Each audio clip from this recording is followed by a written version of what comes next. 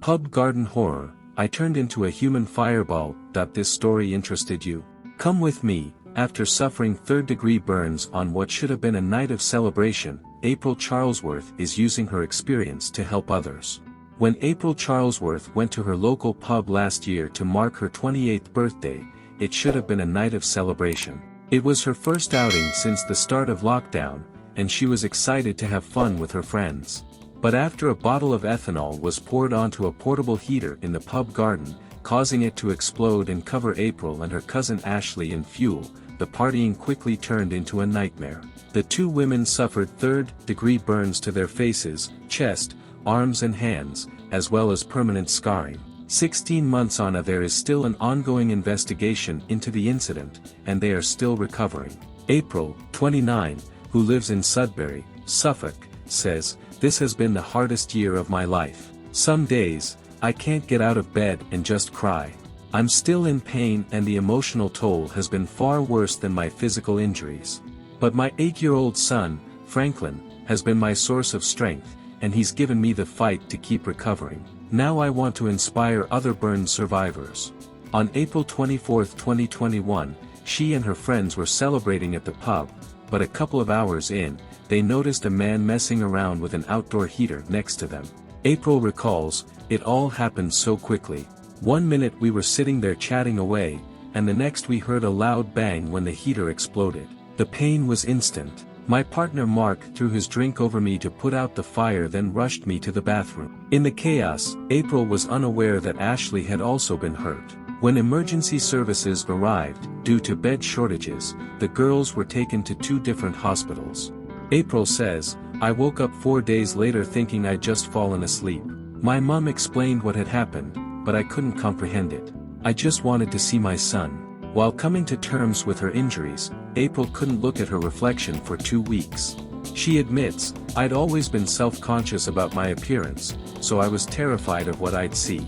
I was encouraged by doctors and Ashleigh, who sent me a selfie of her similar burns, but I found it difficult to deal with. When I finally saw myself, I cried because I felt like I looked like a monster." April spent a month in hospital receiving donor skin grafts and having her bandages changed, before being cared for at her mom's house. Her face and hands were still bandaged, and her mom had to feed her and take her to the toilet. 2 weeks later, Franklin came to visit, which was tough for them both. April recalls, "I'd missed him so much, I burst into tears as soon as I saw him. He hid behind the sofa and didn't want to speak or look at me because of my injuries. Luckily, he came around and was soon able to chat, then sit in the same room as me." April and Ashleigh's first meeting was a month after the accident. April says, "It was emotional, we hugged and cried.